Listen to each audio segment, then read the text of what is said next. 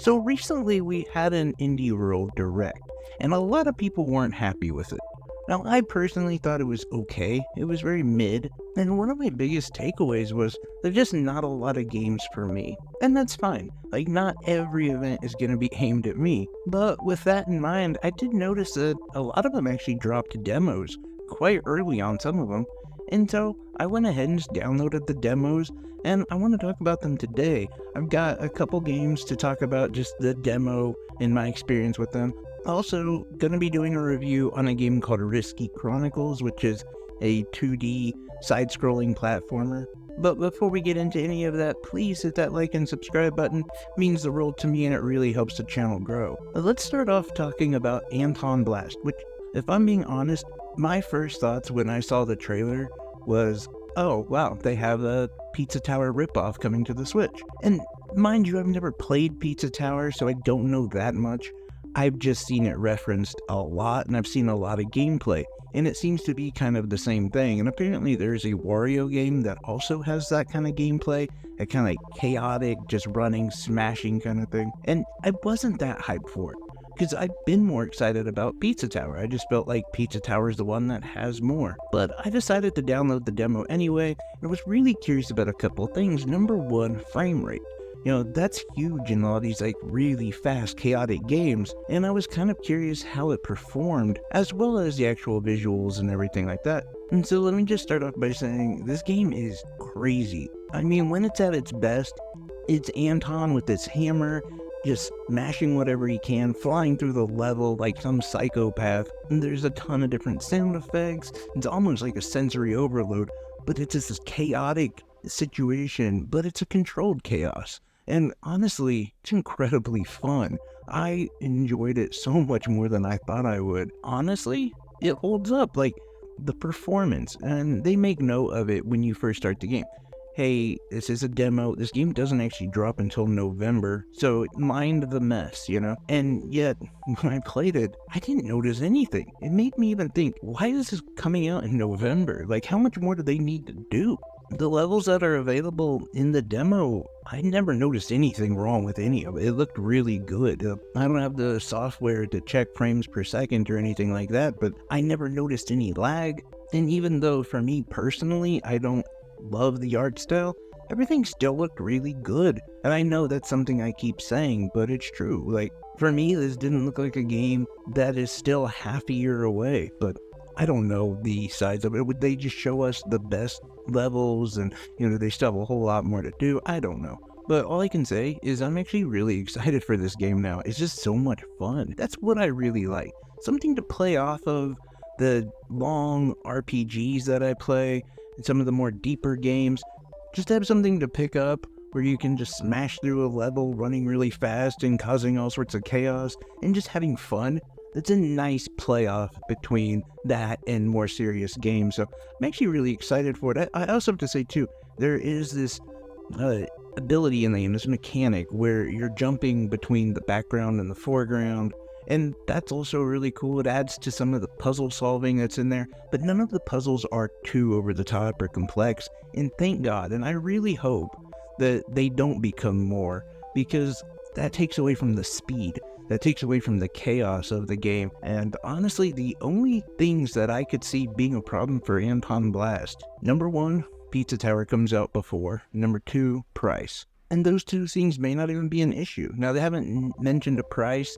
I know Pizza Tower is $20 on Steam, but that doesn't always translate over to the Switch, and it's a different game, different company. I get all that. But it could easily, I think, demand that $30 range, and I think people would play it. But if they try to get more greedy with it, yeah, I don't know. I think that could be too rich. Now, the other thing about Pizza Tower coming out first, that also may not be an issue, because I remember when Vampire Survivor was going to be ported over the Switch, and I saw a bunch of other Survivor games, and I thought, well, why would you even play any other ones? You already have Vampire Survivor. Cut to today, where I have a ton of Survivor games loaded up on my Switch, so that may not even be an issue. But yeah, I'm really excited for the game, actually. It looks really cool. So, the next game I want to talk about is a game I've been playing for a while, and quietly banging my head against the wall while I'm playing it. And it's a game called Risky Chronicles and the Curse of Destiny. Now, this is a 2D side-scrolling platformer. It's definitely retro-inspired, but I can't quite pin what era or what console that might have been. Maybe the 3DO? I don't know, because see, the graphics are actually really eye-popping.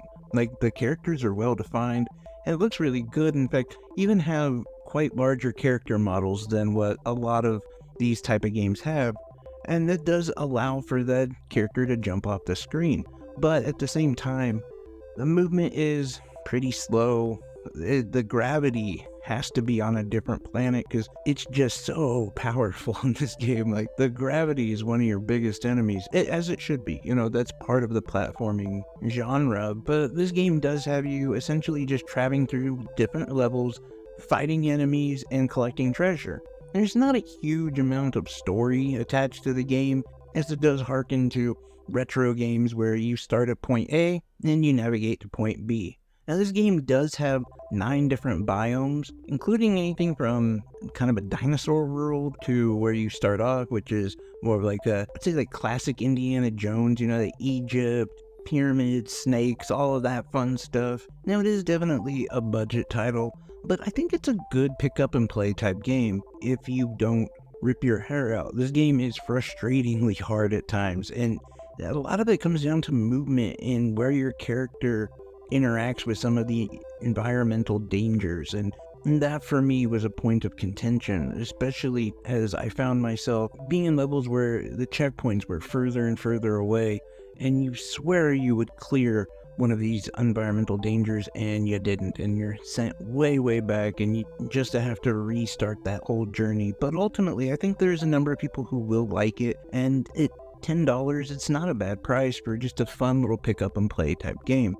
I will say too, visually, this game reminds me of a character from, I don't know if you remember Nick Arcade, but there was a game show on Nickelodeon called Nick Arcade, and one of the characters looks like this, I think. That's where I keep piecing the visuals for this, I think. If not, I don't know, let me know what this game looks like. I just feel like I'm missing something when it comes to the visuals, and it's nothing on the game, it's more myself. On to the last game I want to talk about, which is another one of those games that premiered at the Indie Direct, and it did in fact have a demo. It's called Europa. Now, as I looked at this game, I thought it looked really impressive. Visually, it looked like something that Studio Ghibli would do. And at first, it seemed to be a type of like Breath of the Wild game where you have this mass open world and different enemies and crafting and exploring and all of that. But it's actually more of just a free runner.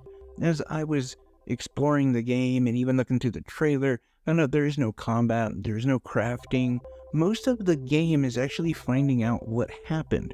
And for me, I didn't think I would care about that until I got into the demo. For one, I have to say, just the controls are amazing and the world looks great. You wonder about what's happening and what happened to this boy as you find this almost abandoned planet. But yet you find out that Earth itself was way past extinction. And so they moved multiple times to try to terraform a planet for humans to move to. And it never really worked out, but apparently it did this one time.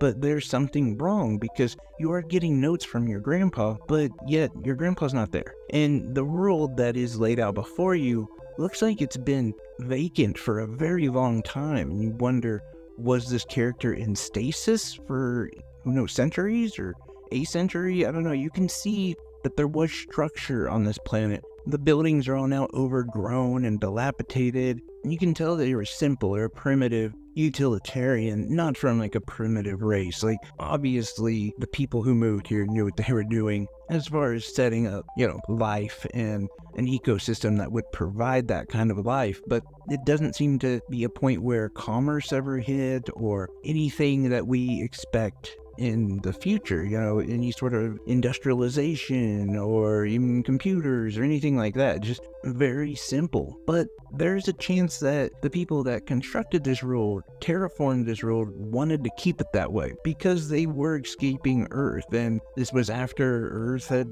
basically, however you want to look at it, whether it be climate change or human whatever, we had ruined it. So they were looking for a different alternative, a different place to live, a place to keep the humanity alive. But with the lack of humanity, the ecosystem itself is brought up as its own living being as well, which I think is very interesting. There's just a lot in this game to explore and to find out. It's so far looks really good, performs really well, all that stuff that we like in a video game. And I'm actually kind of excited for it. I really didn't think I would like it, but I'm glad I checked out the demo just to see what it was about and to see if it's a game that I'd be interested in playing. But anyway, let me know what your thoughts are. Let me know if you guys have thought about getting the Risky Chronicles, or if you've seen that in the eShop and been interested in it. Let me know what you think of Antonblast or Pizza Tower, or just the indie world in general. How'd that direct go for you? Anything and everything down in the comment section. Much appreciated. I love each and every one of you guys. Take care, everyone. Bye-bye.